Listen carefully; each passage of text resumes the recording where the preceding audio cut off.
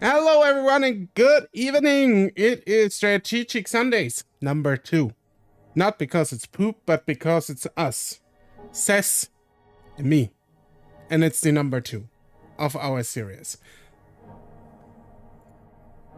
So, how's everyone doing tonight? If anyone is here.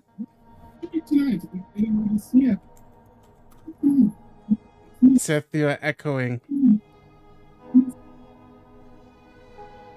I'm not echoing, you're echoing. No, you're echoing. The shit comes out of your speakers. But you were the one talking. I don't care. It's on your end. Fix it. By the way, very, very important announcement. Seth is our birthday boy today. So happy birthday, Seth. Thank you. Thank you. He's getting old, so don't ask him his age, just accept the fact. And send him a lot of birthday gifts and a lot of birthday wishes. Just subscribe to the channel. That'll be all the gift I need. We'll get the plug-in early. We get the plug-in early. Okay, that's nice. Before they skip ahead to the gameplay. right out of the gate, and it's already fine before the game even starts. Yeah, exactly. Happy birthday, Seth. Agatha says happy birthday, Seth. Thank you, Agatha. Yeah. By the way, Agatha, look at this. Look at this. This is cool. I can smooch Seth now. Mwah. Oh boy. Oh no. Oh no, what did I do? Why? Oh my, yeah. Okay. So, before we get completely demonetized today, with our non-existent demonetization, we are going to play some Dune Spice Wars today. It was what Seth wanted.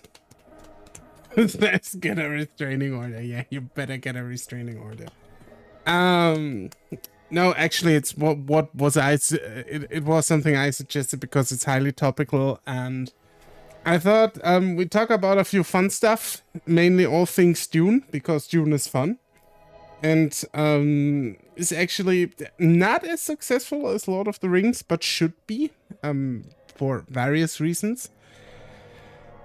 But yeah, so we're gonna talk about all things Dune today, and we invite you obviously to do that also with us in chat and in the comments if you see that later. And we just start with Spice Wars with the tutorial, because I've never played a tutorial. I've never booted this game up. I bought it on the first day it came out, and I never booted it up, like, ever. So yeah, and that's what we're gonna play. I'm in the same boat. I've never played it. I've never launched it. I bought it as well. I did not get it. So I guess we'll do tutorial, and probably we'll jump into a multiplayer. Maybe. If we have time. Maybe. Yeah. Okay, so we do the basic controls first. How to give orders to units, how to control the flow of time, and how to control the camera. Sounds hardcore. By the way, this game is from Shiro Games, who I love. Like, I love the studio. They only make good shit. So if you've ever like have anything from Shiro, check them out. They make good shit. Did you ever try out the original Dune RTS? Oh man, that's so old. I know I wasn't asked, but I still remember that too. I remember more Dune 2, which is more or less seen as the progenitor of the RTS genre, if I'm not mistaken. Yeah, pretty much. Well, did Planetary or did Total Annihilation come before? I think so. Maybe not. No, Total Annihilation come way after Command and Conquer. Like, Total Annihilation is not even on the cards for that position. All right, because I was thinking Total Annihilation was like 94. No. But yeah, I remember Dune when it came out, back when I was a software pirate. Arr. Arr! Weezer 1911. Okay, never mind.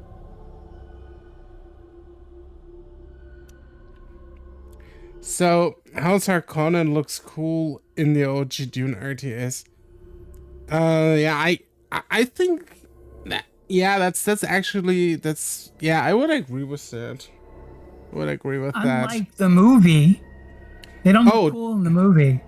I do actually like their designs quite a lot in the new movie, Harkonnen. Oh, God, no. Yeah. That's not Harkonnen. That is Harkonnen. They're like fucked up space ghosts. I love that. They look like they didn't have seen sun in like 50 years. You know, they're supposed to be mutated. I mean, they look mutated also in the movie. Mutations don't have always don't always have to be like yeah, right. Agatha knows me. Gimp looking motherfuckers always have my heart. Bunch of space twinks. No. Only Paula Atreides is the space twink. Have you seen Baron Harkonnen in the new movie? That guy is a fucking land whale, okay? That's not what you call a goddamn space twink. Yeah. That dude needs floor to find his wet spots. There is no way, dude.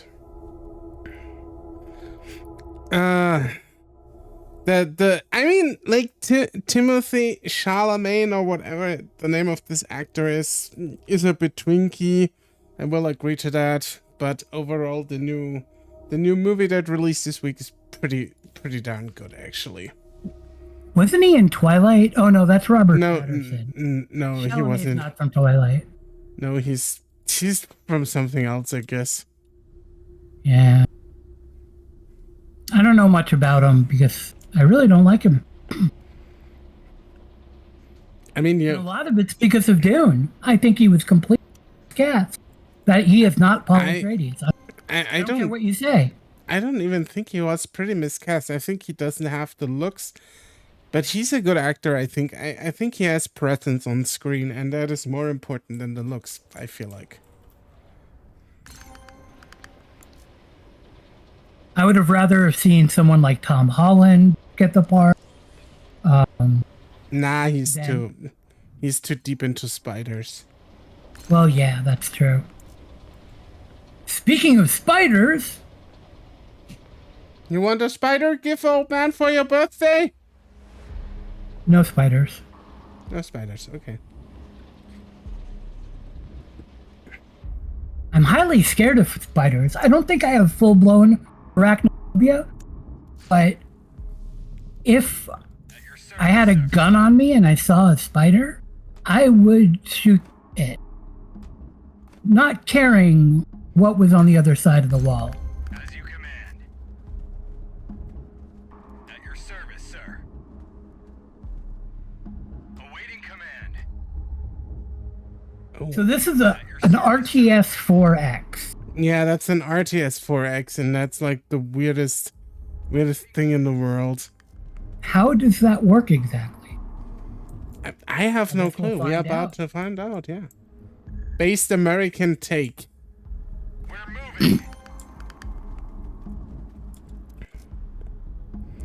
moving. You know, all my life I've been kind of a curator of cool stuff. And, you know, especially when it comes to, like, music, media, movies are not really my big thing, but, you know, I know the movie when I see it. Dune is not a good movie. I think you're wrong there, but that's okay. You can be wrong. You're allowed to be wrong. 1984 Dune, nothing. They both have a right to exist, believe me. The new Dune movie was very well shot, very well put together and very well made. And then 1984 is also a very good movie. I think they are both fine in their own rights. The cinematography is good. I'm not saying anything bad about it. Whoever was doing cinematography did a really good job. I don't like costuming that much, especially when I'm trying to compare it with H.R. Geiger, which, you know, he just comes to visual appearance. It's got to be creepy. And, you know, the lighting, the shadows, the way it was shot, yeah, it was great. But it's a modern movie. I mean, things have advanced so much since 1980. Are you still there? Yeah, did you hear any of it? Yeah. The half you came in like a little bit chopped off, but it's fine. We'll get there. We'll figure the tech issues out. Maybe it's on my end. I don't know. I don't have a numpad. What am I supposed to do now? Okay, there's 2 ways to change speed. Numpad I don't have. Left click. Okay. So, wait. How do you not have a numpad? I have a small keyboard, okay? Look, we said we weren't going to talk about your small keyboard. God damn it. Ah, there it is. Welcome to the TSI Comedy Hour. Orco exposed.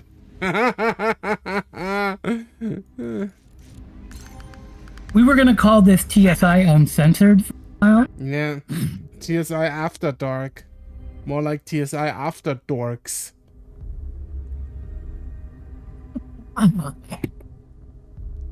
I think he just left the chat.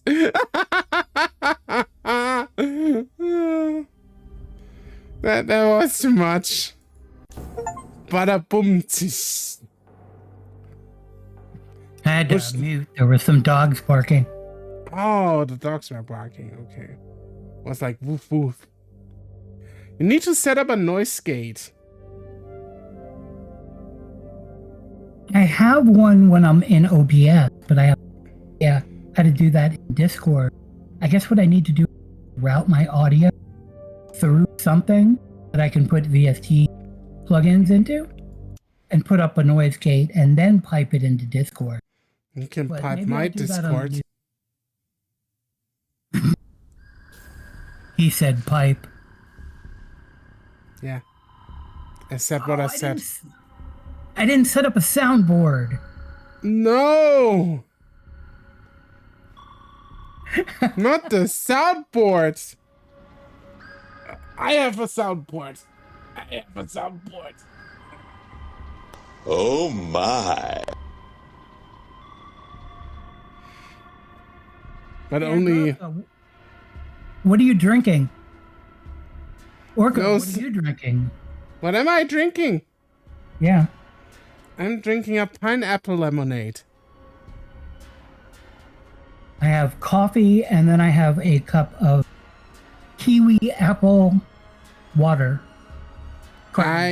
It's too late for coffee for me. I mean, it's technically never too late for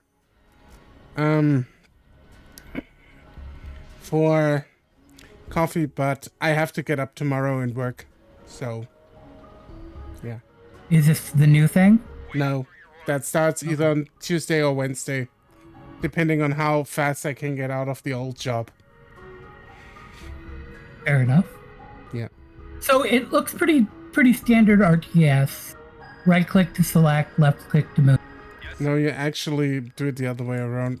The other way Left around. click. Okay. To select, drive, right click to move. And so the map has sectors like a 4X game, and you're like there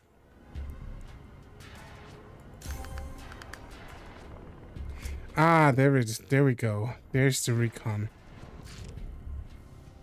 This village, they are the spine of your economy. We will focus on capture and exploitation of villages. Ah, how nice. For now, let's get back to exploration. Roger that. Okay. So this game is about trafficking the Freeman. Yeah, exactly. Fremen, whatever.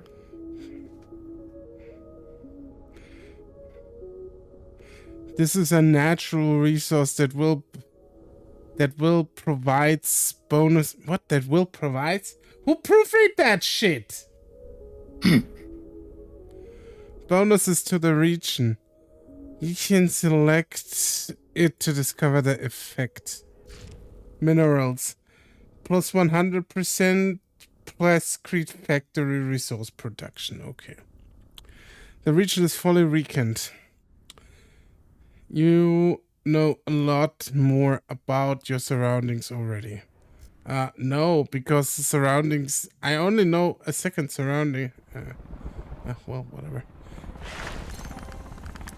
But let's talk a little bit about more Dune games. So what Dune games did we have? We have, like, basically the first two, and then there was, like, a long time, not a lot. I think there was, like, a really awful PlayStation game. Or was it PS2 one? That was really the fucking tits. And then we had, like, the Dune 2000 RTS. Yeah, I remember that. I think that one was pretty good. I'm not sure if it was super good, but yeah.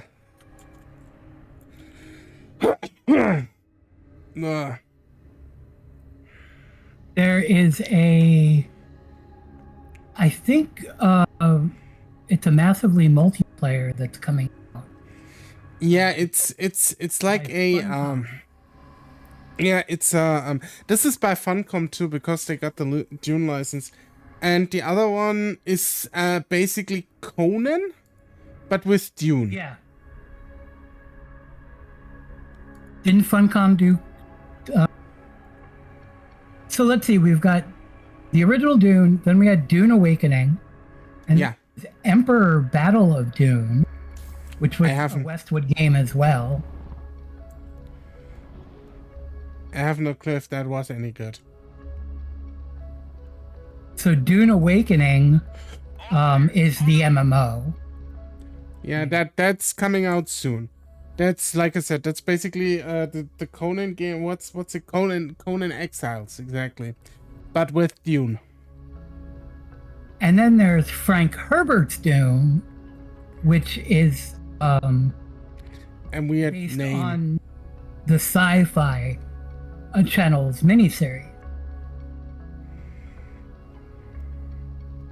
Okay. And the game did so poorly that Cryo Interactive went bankrupt because of it.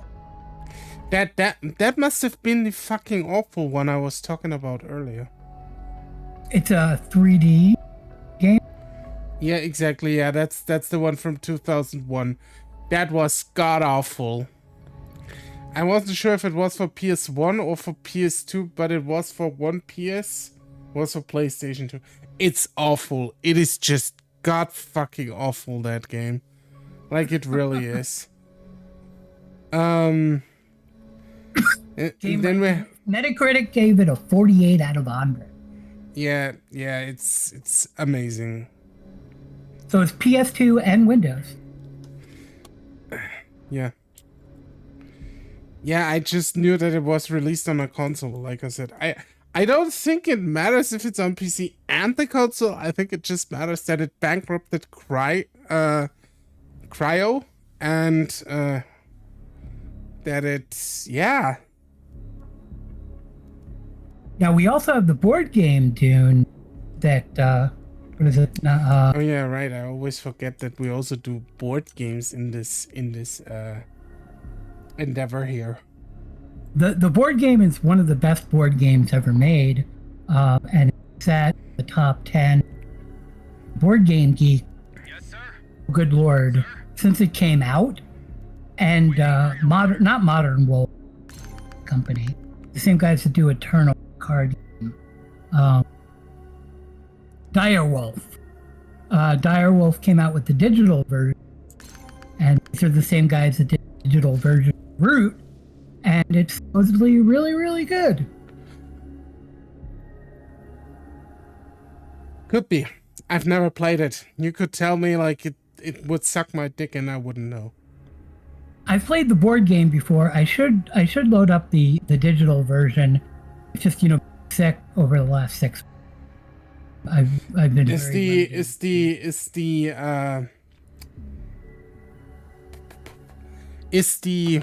the digital version the Imperium one, or which Yes. one is that? Dune Yeah. Imperiums. Yeah, exactly. I told you we should play that. If it's the best board game ever made, maybe it sucked my dick while playing it. Then it would have been great to play with you. Oh boy, we're gonna get Hey. canceled Why? Why should I get cancelled? because you're talking about the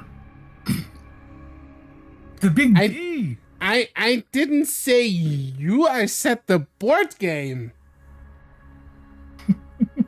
What are you implying here, old man? You know damn well what I'm in. I don't even know what I'm implying. I know. It's what makes it so good. So I haven't paid attention. What is it teaching us? How I can recon shit.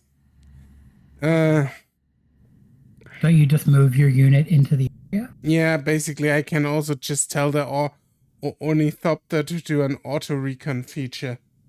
Oh, nice. Yeah, just click here, down at the bottom, and it's gone. I'm glad it has ornithopters. Yeah. That is one thing about the Dune books. Have you read them? Yes. At least I read all of the ones that Frank Herbert wrote. I've not read any additional ones. Maybe I should. I don't know. Some of the words for various things, like the Ben Gesserit. It's just like when I was first reading it as a kid. How do you pronounce this stuff? Oh, the Tesseract. How do you pronounce that? I have not a clue. How would I know how you pronounce that shit? I just heard the German pronunciation yesterday, so... Oh, you saw the movie in German? Yeah, I had to. Not everyone speaks English. And I was invited to it and didn't have to pay for it, so I won't complain that I have to watch it in German, Well, stupid American here thinks that everybody in Germany speaks English. No, that's like one of the worst misconceptions of all time. Everybody I mean, knows most in people, Germany. I would say to a certain degree, most people do, like 70% of at least the people with up to their 40s, maybe even 50s, speak English to a degree, but it's not like that great. And I think a lot of people also don't wanna deal with English in their free time. If they don't have to. And especially when it comes to cinema, and movies, TV shows, and everything, we Germans have been really, how do you say, pampered, because everything here is dubbed. Everything. Huh. Like, there's barely anything that's not dubbed.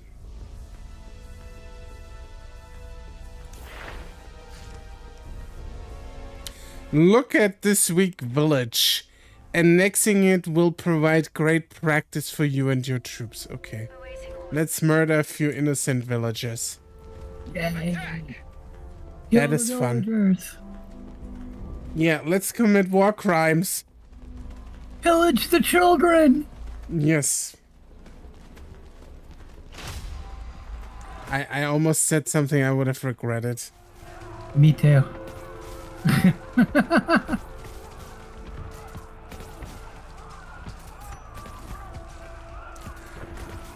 The interesting part about Dune is, and something I've noticed when I talked with my friend who invited me to the movie yesterday. Jesus Christ, how long do these battles take?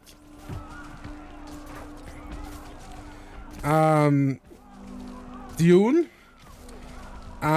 is I mean the novel itself is pretty important in terms of science fiction, and is also probably I would say, I think that their claim isn't too outrageous, but for me personally, because I really love the book, and especially we'll come to that in 1 second, the world building, it is one of the most important and one of my personal favorite sci-fi novels ever written, I feel like. And I don't think that's not an overstatement. The thing is, what I don't understand is why it never, even as a novel, I would say, doesn't hold the same credence as some other works, like, for example, Lord of the Rings. And I'm kind of surprised by that. Well, Or the same pedigree, not credence, pedigree. it is considered a sci-fi classic. Yeah. And matter of fact, it's such a classic in literary universe that there is a Frank Herbert Award, the Herbert Award. And I think part of the problem is it's a very dense series of books. I believe there is 6 of them, Yes, sir. if I remember right, and it goes absolutely off the rails. Have you read the other ones? I mean, you said you read all the Herbert. Yeah, all Herbert West ones. And yes, it goes off the rails fucking hard, but that's the great part about it. Yeah, for people coming into it, and just seeing a movie or something like, if they ever do or Dune, people are gonna be wrecked. Yeah, I mean, the first novel is kind of standard fairish, because it's just basically a feudal drama. If you say, but set in space, because they have like this feudal system, and Frank Herbert absolutely did get inspired by a lot of feudal stuff and customs when he made this book.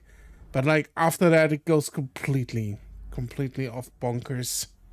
It's yeah. But still, I think personally, I would say it deserved. It has already a lot of recognition, but I feel like the series, at least what Herbert wrote, deserves a lot more praise than it gets.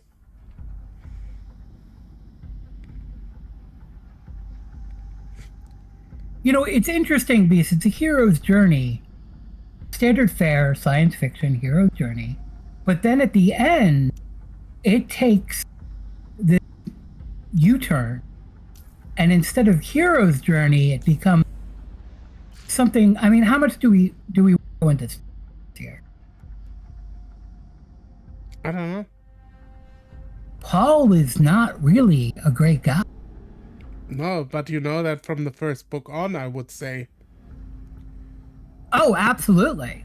Because but, if you look at Paul, like, just from the start, the first thing he says, or one of the things he says in the first book, is he wants revenge. And to like understand that, he goes to insane length to get exactly that. Fair enough. It is kind of, a little foreshadowed, but people think he's the hero. He's really not. And when you get to Messiah, it gets even weirder. Not weirder, but it gets even crazier. Does this game do any justice to the books? Mike, welcome, first and foremost. And second of all, what what would ever do the books justice? I'm gonna be honest, we are playing the tutorial so far. Because not one of us booted it ever up. We have it since release. And we thought it would be a good idea to just play it. Ready. I guess. So far, the game looks good. It's got some good theming to it. It seems standard RTS, and God, I hope battles take less time than that one we did for the city, because that was just ridiculous.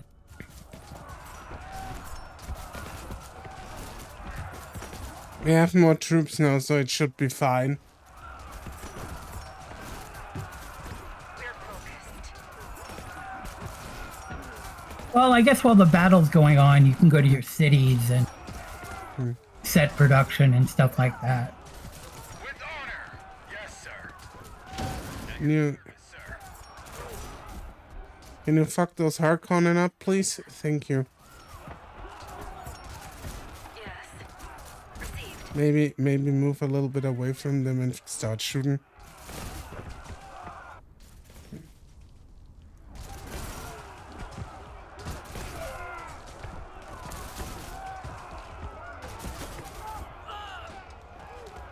Okay, we got it. We've won the first battle against House Harkonnen on our cars. Small victory, but an important one. You've learned to recruit units, annex villages, and recruit militia. Tomorrow I will teach you how to harvest the precious spice.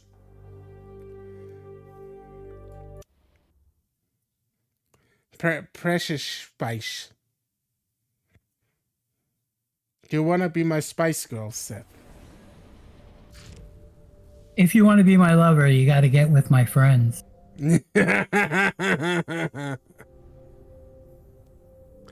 Everybody knows why you're here on Arrakis. You want the spice. I want the spice girls. No, I don't want them. They are too 90s for me, I guess.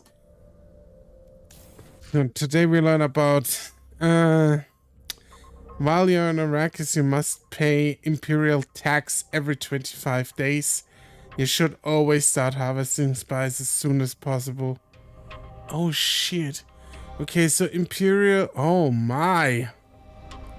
Okay, let's harvest spice. Okay, those are the spice fields. Spice can only be harvested from spice fields in a region like this one. Region... must build a refinery in the village.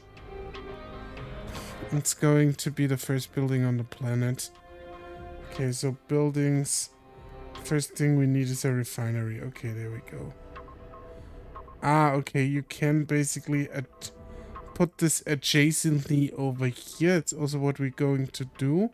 So it's the closest it can be to the spice field. That makes sense, right, Seth? Yes. That's a good strategy. Yeah, I know. I'm an orc. We always have the best strategies. We do it always like this. If it doesn't work, we just kick it until it works, and if it works, we just don't change anything. Sounds good. Master strategists over here. Your refinery works in tandem with a dedicated harvester. As its name suggests, the harvester orcs are tactical geniuses. Yeah, 69 tactical IQ. Harvester. The name suggests the harvester harvests, but oh my god, this is... And deploy it on the field. Okay. Deploy.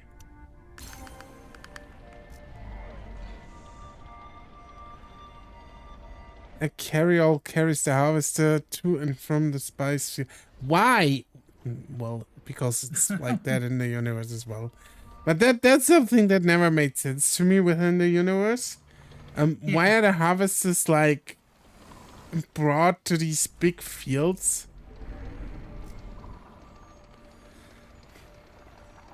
Your harvester is not fully operational. To harvest spice, you can add crews. Okay. Oh yeah, there we go. True.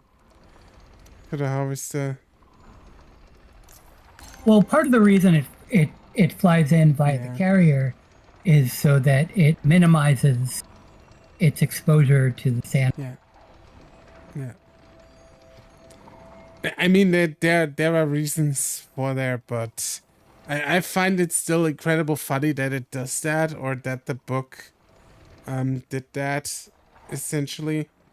So it gets carried all the way around.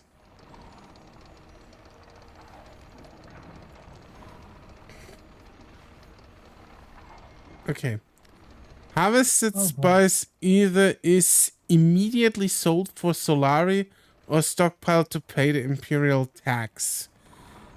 The slider on the top left corner. Okay. To pay the Imperial tax in time, you should raise the spice slider to stockpile spice faster. So we just do it like 50-50 or something. Or that. Stockpile 80 spice, yeah. We have it almost. We stockpiled 80 spice, there we go. Well done.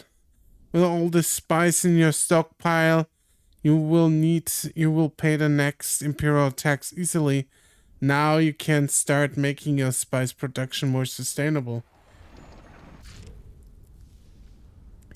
I ask myself if spice is like a... Your harvester is working in the desert. Making a lot of noise will eventually attract sandworms. There we go. Harvesters return automatically to the refinery when a sandworm is near. Okay. There are two ways, greed mode and safe mode. We are going only into safe mode, no greed mode. Remain on the field until the last second before the sandworm surfaces. They gather a lot of spice that way, running a higher risk of losing the harvester and the crew. Yo, Unkim, what's up? How you doing? That's sick. Yeah. Orcs are now in the Dune universe. We have arrived. Safe mode harvester will not be eaten by sandworms. Assign an ornithopter to a harvester. Introduce in greed mode. Okay. Okay. Did they have that stupid popcorn bucket in Germany? No, they didn't have that one. It's fucking stupid. Yes. I don't know, like that must have been a massive marketing shitpost. Oh, absolutely. But I'd still eat my popcorn out of that thing. I wouldn't. I would. Because popcorn is delicious. What's your favorite popcorn? You know, I heard about you guys in Germany putting sugar on popcorn. Yes, we do. And that doesn't, I mean, that sounds okay. I don't really like popcorn. I prefer like Parmesan cheese and butter. What the fuck? Parmesan cheese and butter on popcorn? Yeah. Hey, I'm leaving. See what you did? Unkim is leaving, okay? See what you did there? Well, you ran Argatha off and I ran Unkim. No, Agatha is still here. I've never ran Agatha anywhere. Off anywhere. I think here's the thing. I think Agatha likes me, okay?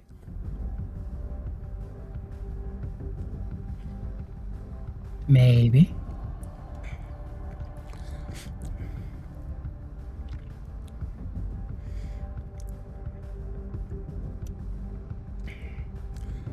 In a specific mode. Okay. What's your order, sir?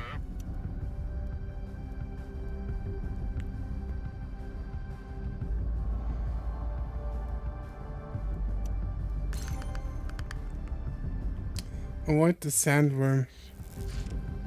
It's coming.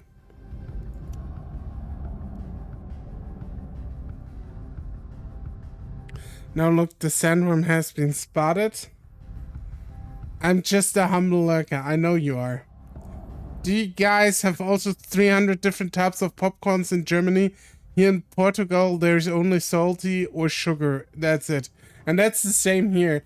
Like, you don't have, like, 500 variants of popcorn. It's just either you get it salty, which most cinemas don't even offer. Like, salty, I do like both. I like salty and sweet. But that's another story. Salty is rarely offered.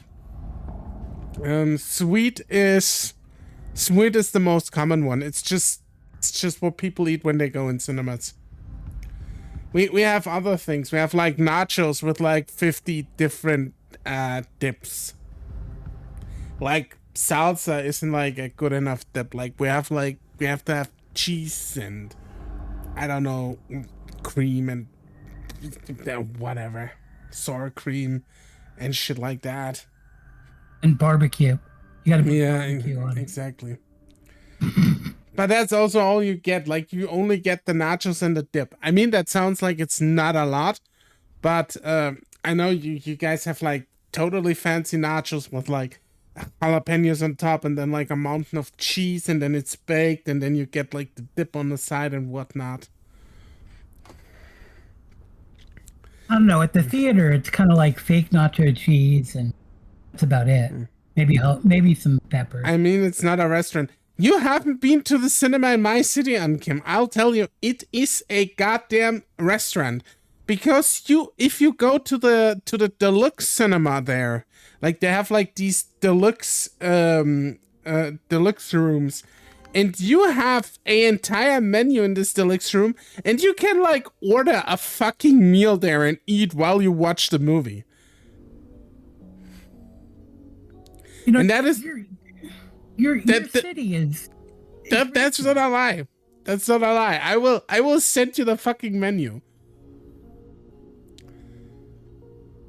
You have like these, and you can like, and the best part is like the chairs are really broad and comfortable, so my fat ass has space in them actually. And then you have like the option of just like, they are electronic, right? And you can put your feet up. And then you have like the small table in front of you, and you can just eat tapas, like those are like Spanish snacks, while watching the movie. It's great. Do they bring it to you? Yeah, they bring it to you. You just order it before the movie starts, and you get everything you want. You can order a beer. You can order like a Coca-Cola. It's fucking great. And I just like you order a tapas platter. And you just eat in there. Like, you have your dinner while watching a movie.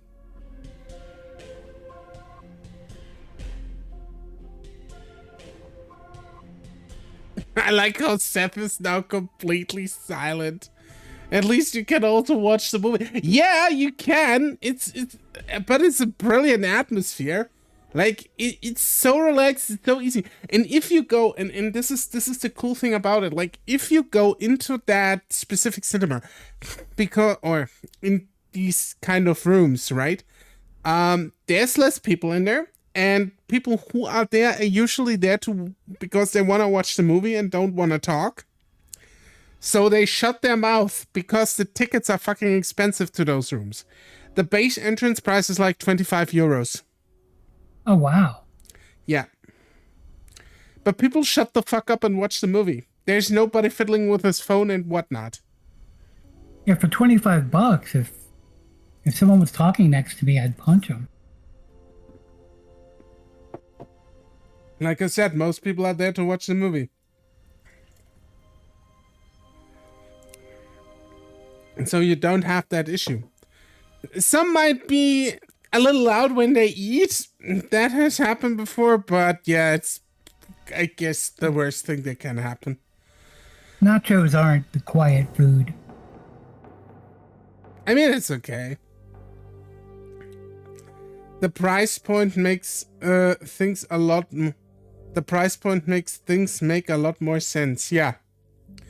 I mean, you don't get anything for the 25 euros, right? So You just get the ticket and can watch the movie and can like have your feet up in the air while watching it, you know? But that's already perfectly fine for me because it's a beautiful thing, and everything else you can just add additionally to it. It's beautiful. And next time if I go, I'll send you a picture of the chairs. They're fucking great. You know that whole eating in the movie theater and where the waiters bring you stuff? Yeah. That actually started in Austin with a place called the Alamo Draft House. And then I would have said the same now. You can't even get cooked spaghetti at 4 a.m. Don't even. I was gonna go there. I mean, how? I live in Austin. Or I lived in Austin. I'm outside Austin now, and I can't get baked spaghetti at 4 o'clock in the morning. I have over 1 million people. You don't even have 1 million people in the city. We're the 10th largest city in the United States. And I can't get baked pasta at 4 a.m. Yeah, but I can get baked pasta at 4 a.m. And you know what the great part about it is? I'm not even ashamed of it.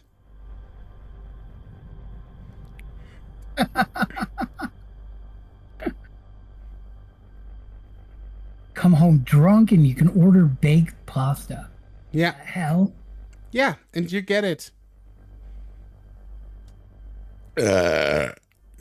Oh, that's disgusting. Don't do that. Not on camera or not on recording. I do that all the time. Oh, God. Fucking orc.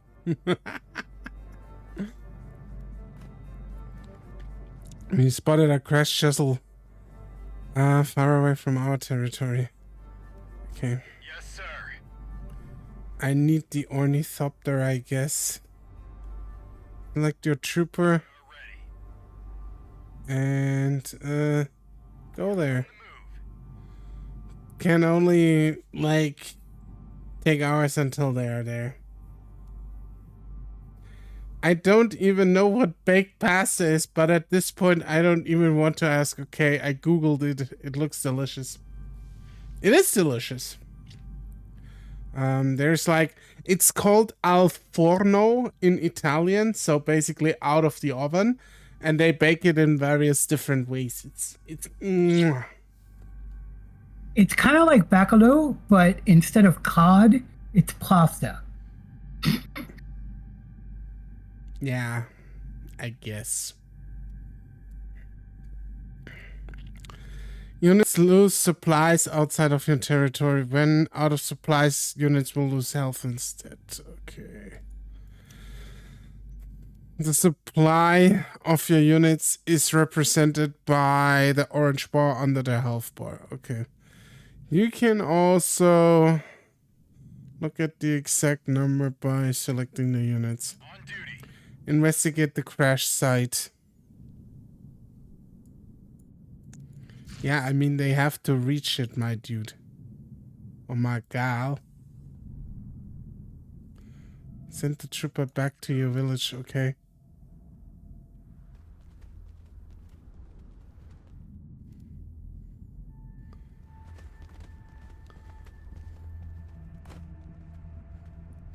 There's a data center there. We are ready. We are on the move. Okay. Near an ally village, your main base units will regenerate supply. Okay. It will also regenerate health. Let's wait for the trooper to be fully supplied. Okay. It might just take 500 million hours. Yeah. Why can't I just use an ornithopter to get there? Sir, awaiting command. I guess that would be too easy and they couldn't teach me that. The maximum... That's not a bad idea too.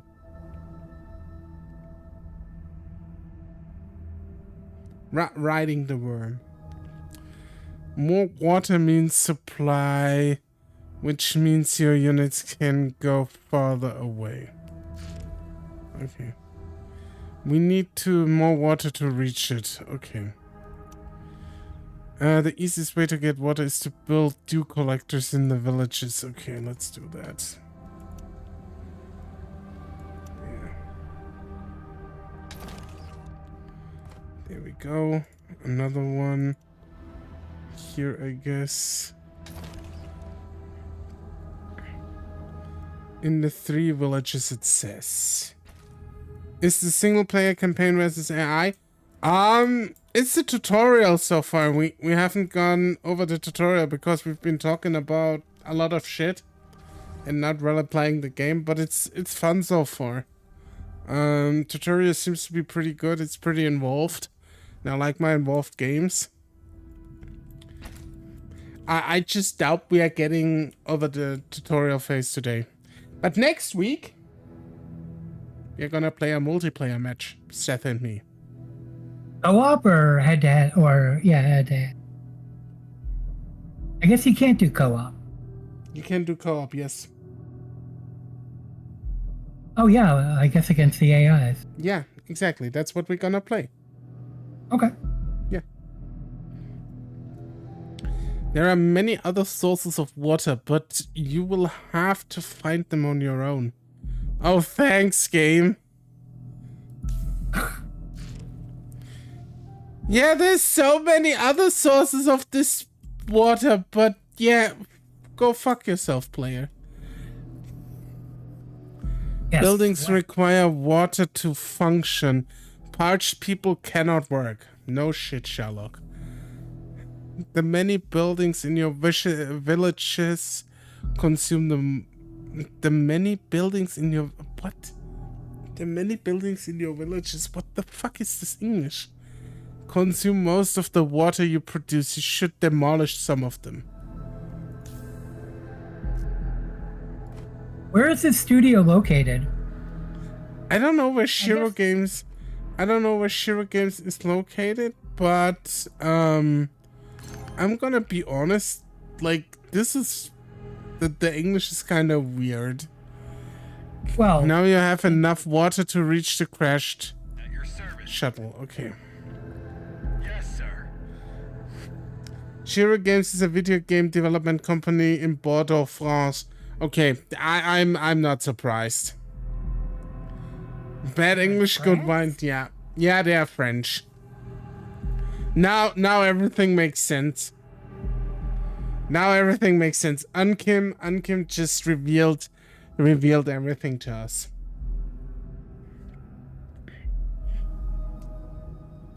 By the way, Shiro Game, if you ever watch this, I still love you despite you being French.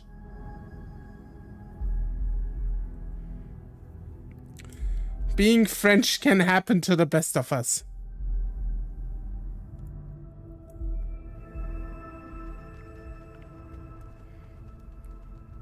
We are ready. They are ready, Seth. Did you hear them? That's good. Yeah.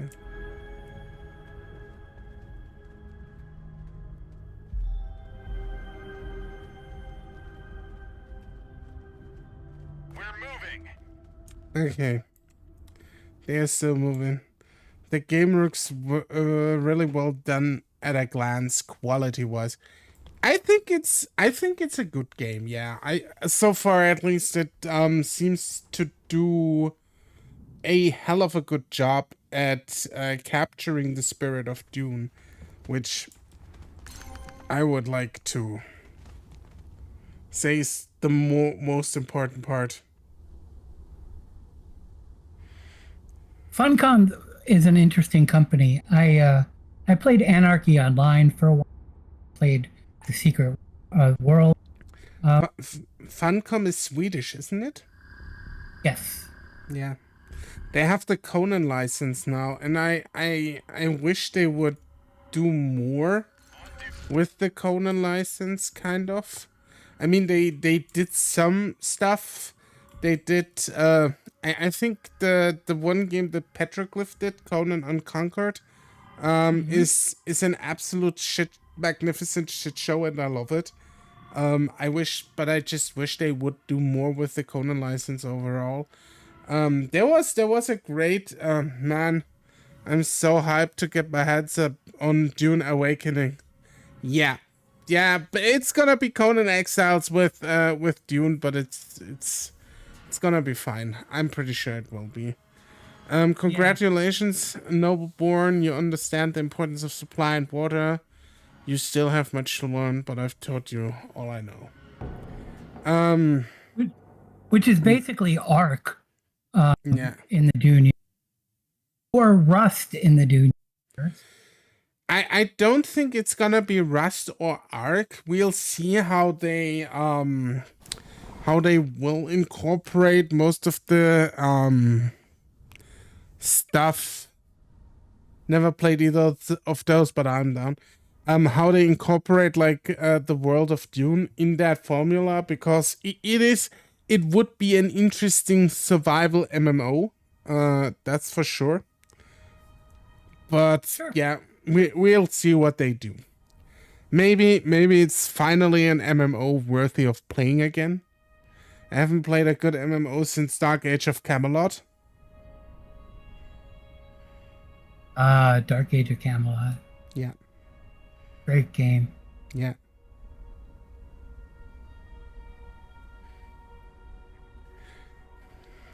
Good morning, my lord.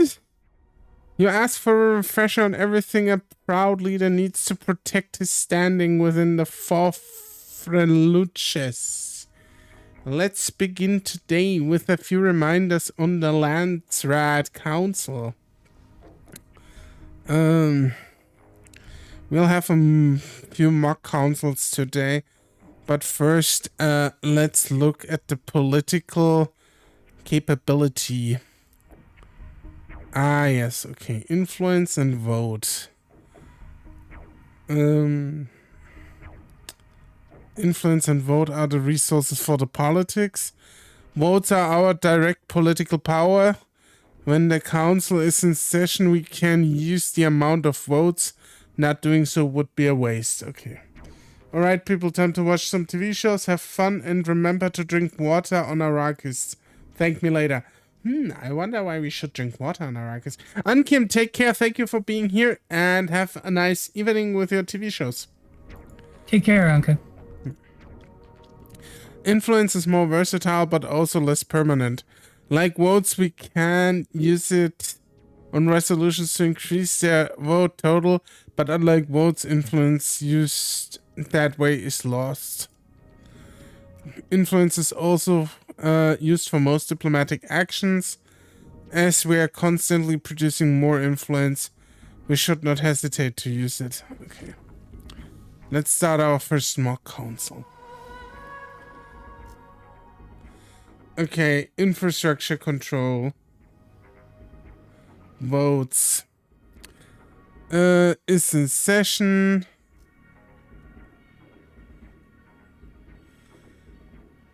On the right, you see the thing that we have. House ECAS is the most powerful one, it looks like. Or is it me? No, it's me. Vote and influence. You can also see house minors. Votes. The house minors have little interest in Arrakis and are rarely in agreement with each other. It's hard to predict how they will vote. Okay. The middle of the screen is the 3 resolutions under the examination during this council. Infrastructure meeting. Each resolution can be of 2 scopes. It either affects everybody equally, like diplomatic committee, or it only targets one faction like the other 2. All 3 resolutions are examined at the same time. It means you can vote. That you have to allocate your vote intelligently. Some prefer to put all the votes on a single resolution, while others disperse between them for a more diffuse impact. Okay.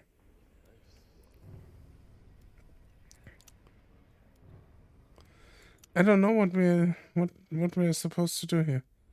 So we can divide our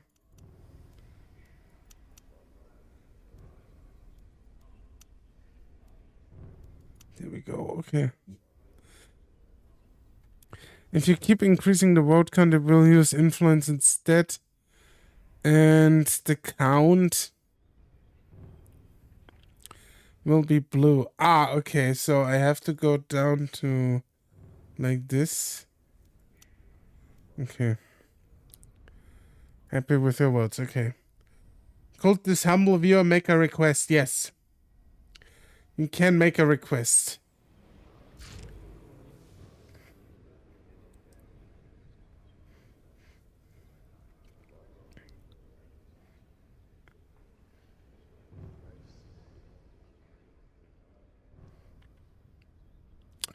Voting is over, so you can see how many votes each proposition has received. However, on results, to get the details of what the come from each resolution that was approved.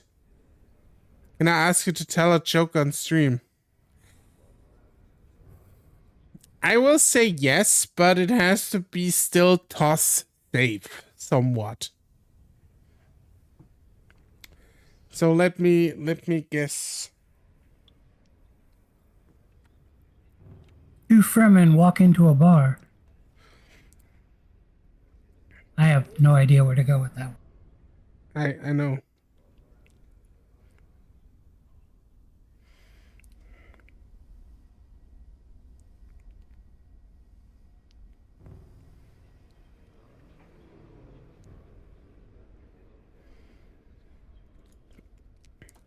You know, I had a date last night and pretty good. A I date think tomorrow. last night. Oh, yeah. You had a I think date? tomorrow. Yeah. You gonna impregnate someone? You gonna be a dad? No, but tomorrow I'm gonna have a fig. A what? Fig. Oh, Oh shit, that was a dad joke. Oh god, no. Oh, that one hurt. Oh, that's pain. Ah. Ah, that's pain. Oh, that was. Do it!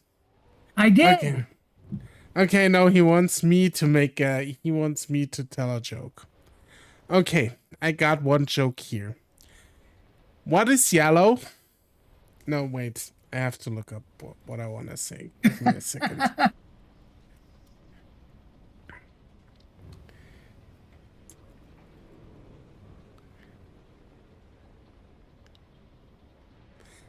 Okay, so what is yellow and hangs in the gutter?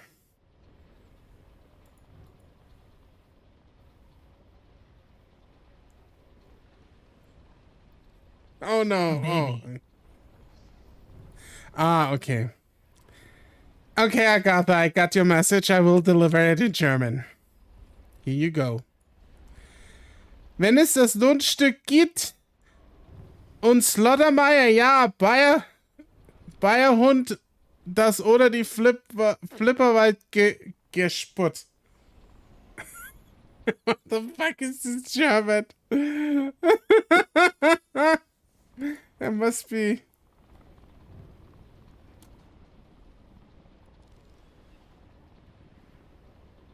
God bless.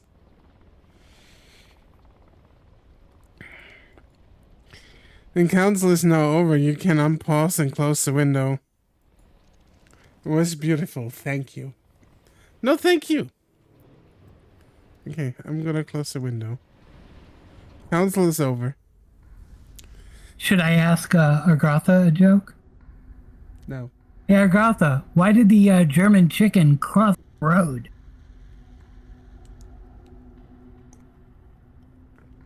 There'll be a little bit of a delay. Yeah. Doesn't matter. He was following orders.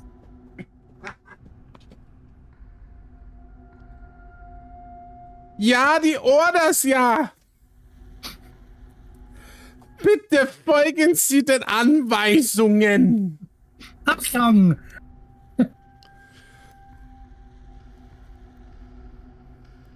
He clapped. Yeah. I could tell a really dark joke in German, but I won't. Yeah, that one. I got in trouble for telling that joke in Hooded Horse Discord. Apparently, I crossed the line. And people will always say you cross a line. Kurosame Okasub, hi, what's up? Is that how Click on the Lance Rat Council button. See how that goes. Okay. It's like speaker, judge, Dune govern. Okay. You can see each charter has a power to be elected. Set the cursor to see both the effect and the prerequisite to get in on that. The joke, why did the German chicken cross the road? It doesn't matter, it was following orders. That was the joke. Do you know why nurses like red crayons? Because they can like draw blood with it? Bingo. Oh, Jesus Christ. No.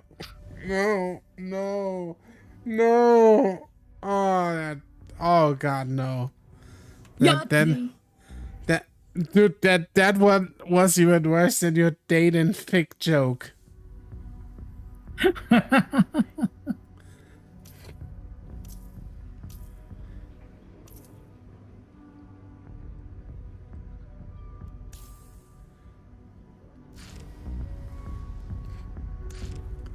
For the second mock council. Dad joke energy, yeah. I haven't sent any dad jokes on Twitter in a while. Yeah, thank the Lord. Otherwise I would have seen that. I would see that.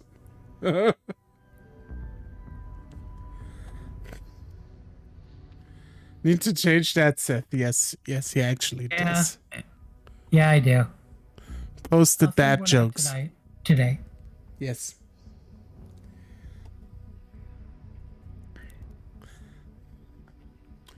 I used to tell my dad jokes, but I stopped because no one doesn't understand them.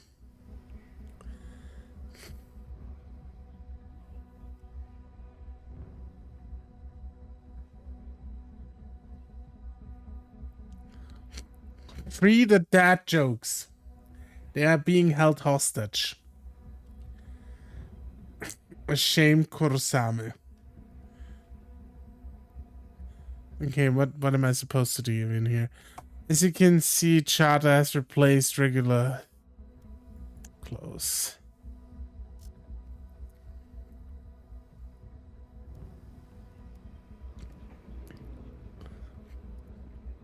The other thing to look out for are resolution modifiers. Here, water regulation is dear to the house is minor. Look at the modifier effect.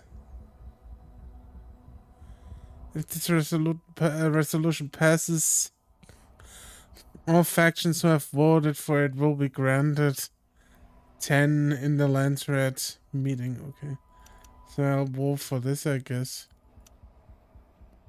Some resolution modifiers appear randomly, like dear house is minor, and some can be by player factions. Okay. It's time to vote again, exactly like the previous council. Okay. I still have 100.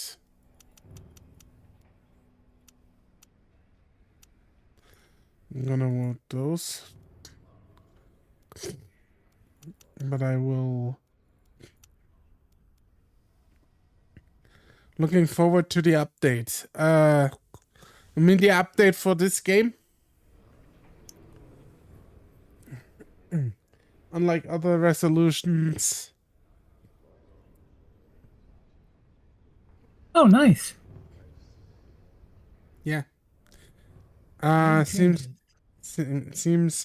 to be some big changes coming. Yeah, I can't even, like, my issue is that I can't even tell you if or or we both can't even tell you if those changes will be good or not, because I literally I bought this one when it came out, and I've never touched it. This is the first time I've installed it and booted it up. We are doing the tutorial right now. And next time we want to play maybe a session between the two of us. Or we try Dune Imperium. That's the other option that we have. Is it out? I mean, the board game, that's Imperium, isn't it? Oh, okay. I confused it. Okay, I haven't played it in years. Yeah, I don't know. Like I said, I should have played it earlier because I'm a huge fan of the studio that made this game, Shiro Games. They usually make good shit. I just never came around to play this one. Like, there's so many games out there. It's crazy. Like, games be crazy. Seth, I'll give you a second to talk to the audience because I will be gone. I need to do something and then I'll be back. Okay. So, Shiro Games made War Tales, which is absolutely fantastic. They also did Northgard, which is solid RTS. It's a little bit slow, but I see some of that slowness in some of this, and I don't know how that's gonna affect the overall game. They also did Evil Land, which I've never pixel-based RPG. I think it kind of looks JRPG. And then Darksburg, which is co-op roguelike, where you're twitchy.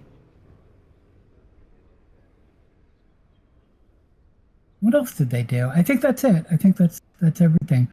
War Tales, though. I mean, everybody's got to pick up War Tales. It's a really solid game. Open world, leading a group of mercenaries, kind of Battle Brothers. I mean, I would certainly somewhere between Bannerlords and it's tactical, turn-based, so it's not like real time like Bannerlords, but you know, there's just a lot of things that you can do to manipulate story and character and the way that you equip them. So, you know, somewhere between Bannerlords and Battle Brothers. It's not as unforgiving as Battle Brothers. Speaking of Battle Brothers, there's a... stop that. Disgusting. There's a Battle Brothers like... If you wouldn't have said anything, nobody would have noticed because my mic was muted. No, you are it wasn't. It was on the stream, you genius. Oh, okay, good. Don't want to discuss the... You have to live with that, so shut the fuck up if I do shit. Yeah, they are making a sci-fi game. Absolutely fantastic. Talking about Shiro Games and especially talking about Darksburg. Darksburg is absolute fire. Darksburg is basically Dota 2 married with Left 4 Dead in its glorious. It sounds horrible. It is absolutely glorious.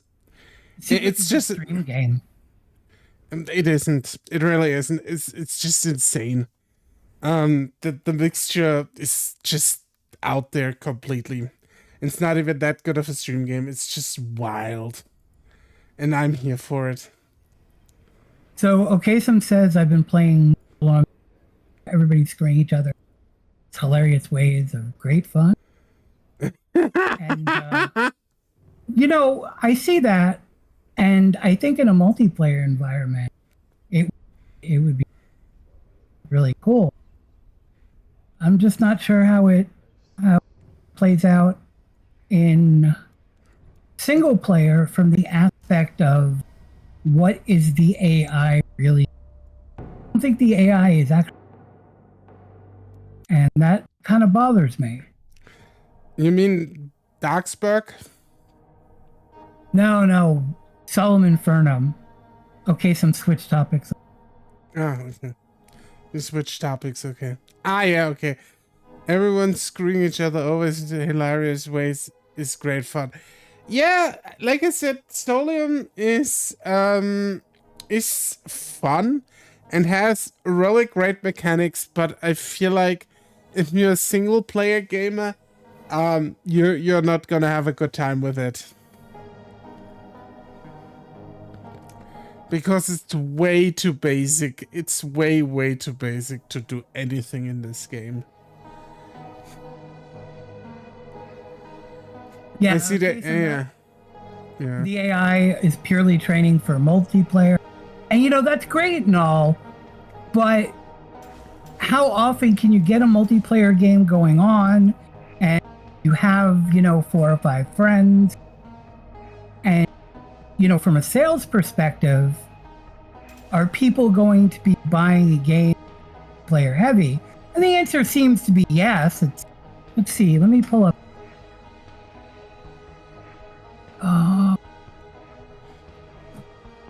Here we go.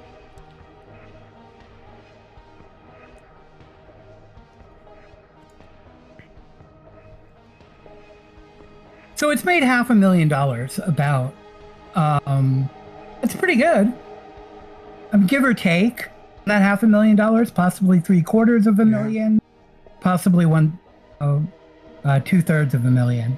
So somewhere between there, 88% score. The average playtime is interesting, 7.9 hours. That's pretty good considering it sold about 17,000 units. So there's the people who bought it are actually diving into it.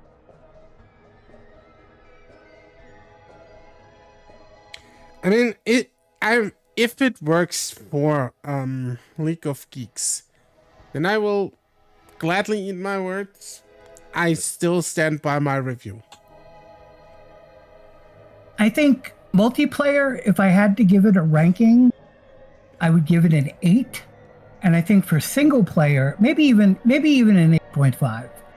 For single player, I would say it's a 7. And I wouldn't even go single player. I would even go lower and say it's a 6. Because it's 7, only because there's something there behind it, and I would hope that they update it. Single player is solely saved by the mechanics. There's nothing else there so far.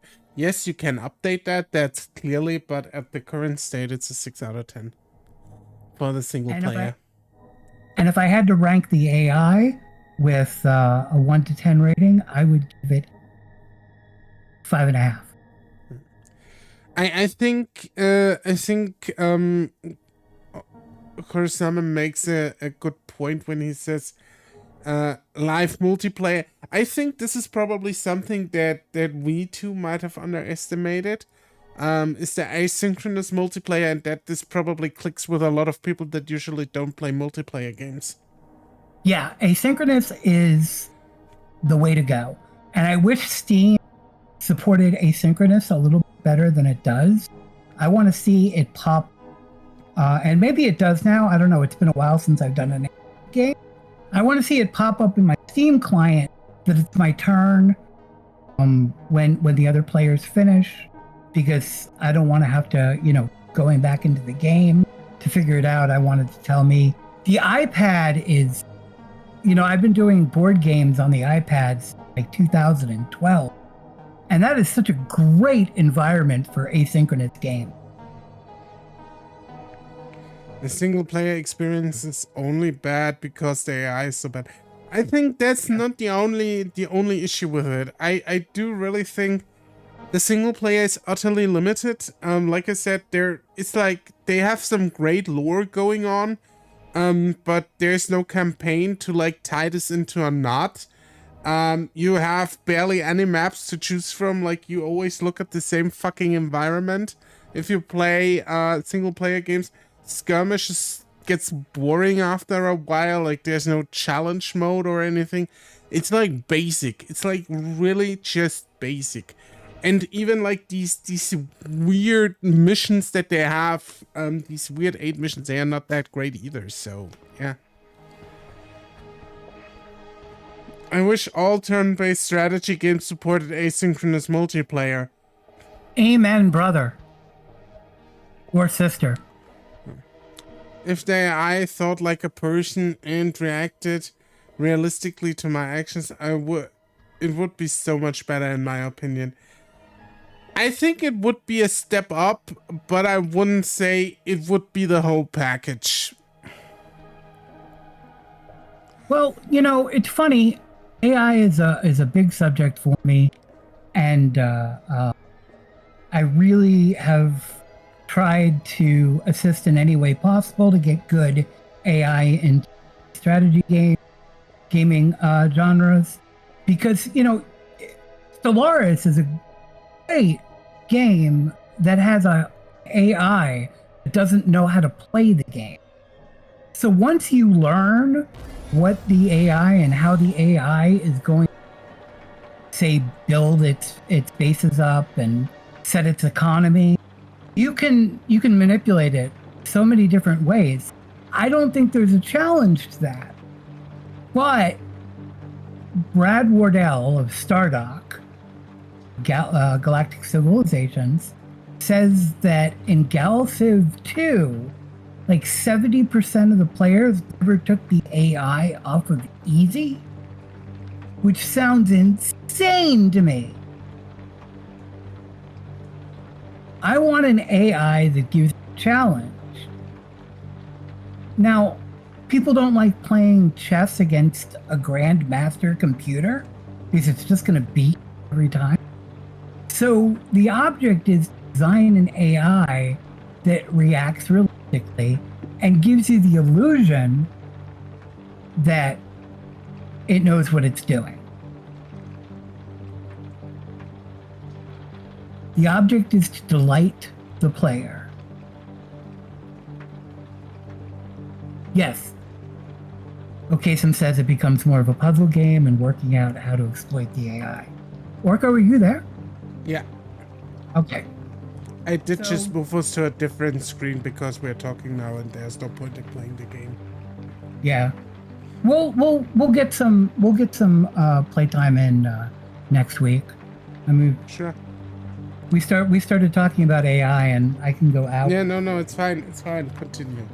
I'm just looking a little bit at the clock because you know I'm limited, so make the best out of your AI talk now. Converting board games with solid AI is coming along really, really well. And there's a couple of games out there that use some neural nets and they train the game by playing itself. So it learns what works and what doesn't work. And it makes decisions based on its training. And it's... Go ahead. Just one second, Kurosame. No problem. We have to wrap up soon anyway, so I will just let Seth talk a little bit about his favorite topic, and we can have a discussion. It's fine. It really is. We are flexible here. If we want to talk about Solium Inferno, we can do that. If we want to talk about AI, we can do that. We are just super flexible over here. It's what the goal of the show is actually. We play a game together maybe, or I'm playing alone and Seth is doing the backseating and then we talk to the audience. It's more of a talk show style thing or a podcast style thing that we do here. The game is not in the foreground. That's not the goal. Yeah, that's exactly what we kind of envisioned this thing for. Actually, it's all Orco's idea. He said, Sunday, 1:30, you're showing up. Okay.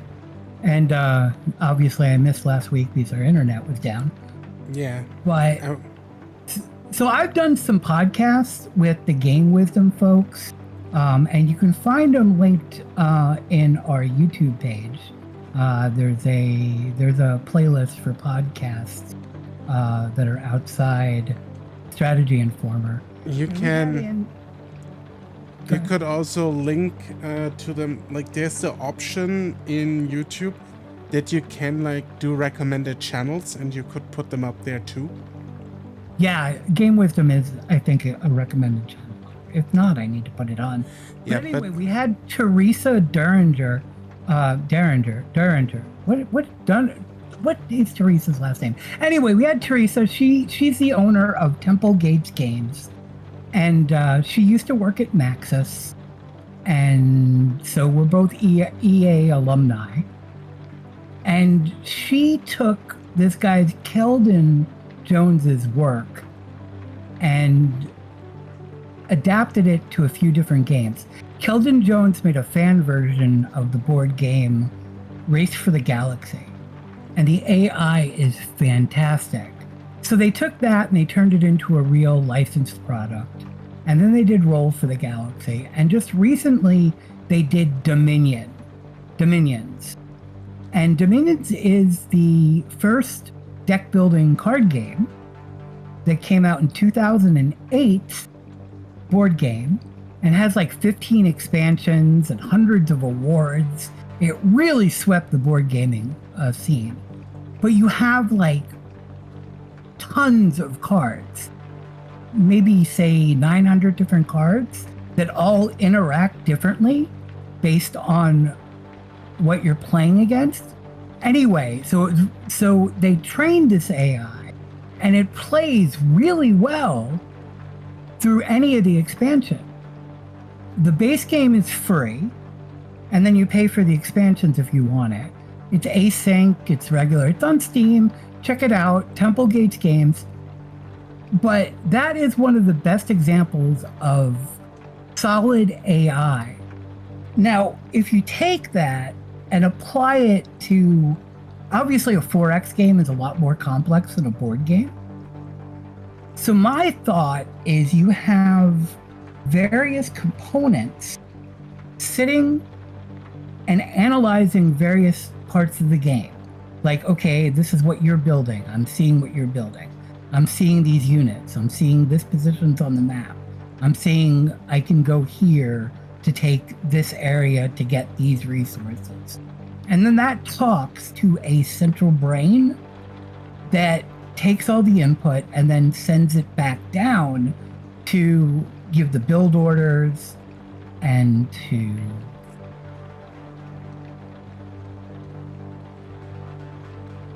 give you the appearance that it's thinking. Okasum says, I wonder if anybody consider actually using an AI to program an effective AI. That, I don't think we're quite there yet. I think you could probably go to ChatGPT and say, design me an AI that'll play Civilization, and it will give you the steps that you would need to do, but it wouldn't program the actual AI.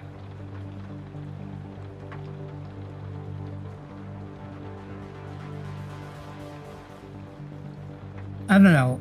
I think there's for the Game Wisdom stuff, we talked with Teresa, we talked with Gellert, who is the lead designer for Terminal Conflict. We had Tomo Muraaki, and we've had a few people discuss the AI. And I think the most interesting concept that we came up with is the whole humanizing the AI, so that it pushed back against you and gave you a challenge, but didn't roll over you, but still gave you a challenge. I want to be able to lose in a game. But in a lot of cases, when the AI steamrolls you, like say you're playing Terra Invicta and it's 50 hours into the game and you lost in the first 10 hours. You were already done. You just didn't know it. That's frustrating. What game do you think has a good AI, Orco? A game with good AI? I think that as you said, the challenge is that the AI is human. So basically, it looks like that the AI is pushing back and is counter maneuvering you, but it also makes mistakes. So you have again openings, and I feel like since basically making mistakes is human, or not thinking of everything is human, I think the AI is not at that point yet. So now what's a strategy with good AI? It's a hard question, honestly. Couldn't answer you that. I think there are some solid war games out there, but I think some of those are, it's the nature of the beast or the scenario design. Old World has a great AI. Off-World Trading, same designer, Off-World Trading Company has a great AI. Civ 4 had a good AI. Although it was made better by the modders, because the modders had access to the high-level C code, the DLL, that processed things. Arrakis says strategy games usually have passable AI in his opinion. Some of them do, some of them don't. Some of them are just like, oh my god, what the heck is it doing? A good example of that would be World at Wars, which has like 30, 40 different scenarios that you can buy as DLC, covering various parts, various conflicts. One of my favorite ones is like 1950 Korea. And the AI is really, really bad in it.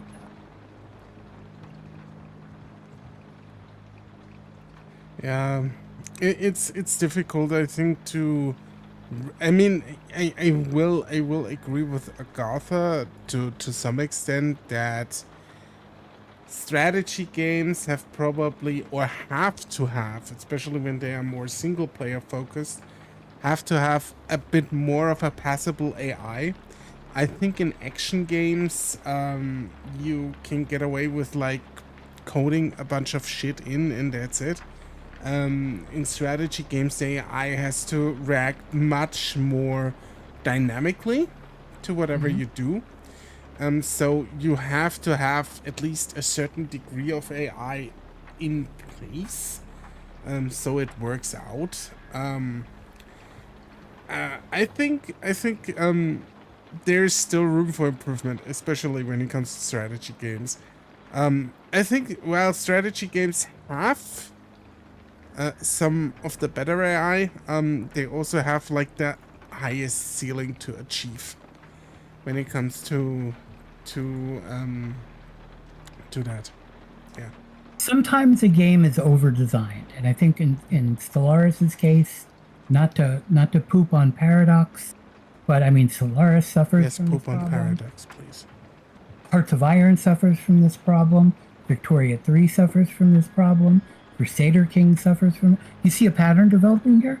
The games are really complex, and the AI just can't process all that information in a reasonable amount of time between turns or while things are going on or in the background.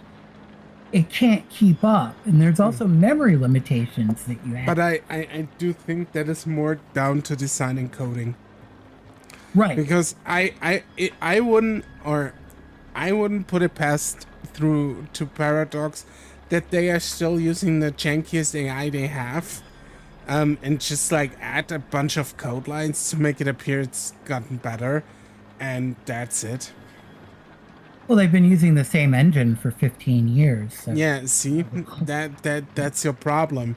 They need to update that. Yeah.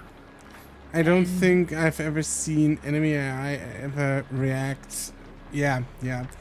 Fear 1 is pretty legendary when it comes to the enemy AI. I will agree to that wholesale. I don't know what Monolith took there, but they smoked like the entire instance of AI programming. And What about Left 4 Dead? That had a really good narrative kind of AI system. it's different. It's different. I will say that the AI in Left 4 Dead is fine. But the AI in Fear is just a different beast. Because they really react to you and very dynamically. It's completely different. I think you have to play it. Have you ever played Fear? I have not. Well, then we have the problem. You have to play it now. That's one of those action games, is it? Yeah. Yeah. I'm too old for action games, man. No, you're not. We collectively decide, Kurosame, Agatha, and I, that you have to play Fear now. Oh boy. Yeah. Hey, not an action game, but have you seen that buckshot, kind of, what do they call that, Russian roulette with shotgun game? Buckshot roulette, yes, I have. But that's just stream yet? no. I planned on doing that. Hasn't panned out so far. I've seen a couple of people playing it. That looks like one of the perfect stream games if you got a good like repertoire, or not repertoire, but not a good stick going on. Yeah. And you can think and you can talk on your feet. I wouldn't be able to do it, but Agatha says, Seth, I highly recommend you playing Fear. I know you will be amazed at how reactive the AI is.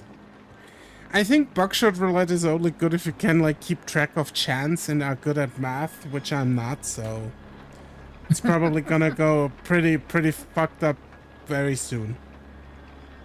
so the thing about action games and AI is I understand there is definitely a reaction that people can put into it.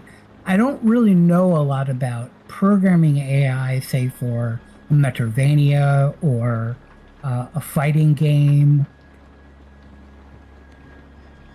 I mean, I can conceptually look at it and say, okay, these are the steps you would need to make to evaluate and figure out what moves you're going to make or figure out how the enemy's going to react. But I really don't know anything further than just like the high level. Just play it. Just play Fear. You'll Here I am analyzing it. Once you play it, you understand. I was never good at action games, even when I had reflex. That doesn't matter. Please play it. Just play it. Do I even have it? I don't know. I don't care. You have to buy it now. I probably don't. I'll put it on my wish list. Okay. Yeah, And I have to wrap up here because it's late and I need to work tomorrow. I'm on a time on Sunday, unfortunately. I hope we can change that at one point and maybe we can get a better timing going so we can be live longer. But for now, this has to do. We are back next Sunday. So this YouTube channel pops a little bit more off. Since Seth is constantly in my ear, we have to grow the channel. We have to grow the channel. And I'm like, here, hey, dude, I run 3 channels. What do you want from me? But yeah, that's okay. I wasn't saying that you had to do anything. I just want to give you a little bit of shit. Shut the fuck up. Okay. Okay. All right, you can give me shit. Yeah, I will do. Okay, everyone, Kurosame, thank you for being here. Thank you for all the input you gave us. Agatha, thank you for being here. And we'll see each other possibly next Sunday again. Same time, same channel, different game. Probably different game. I've been TheOrcosaurus. This has been my little gnome Seth. Give me a smooch on the platter. Mwah. And we see each other soon. Take care, everyone, and bye-bye. Bye-bye.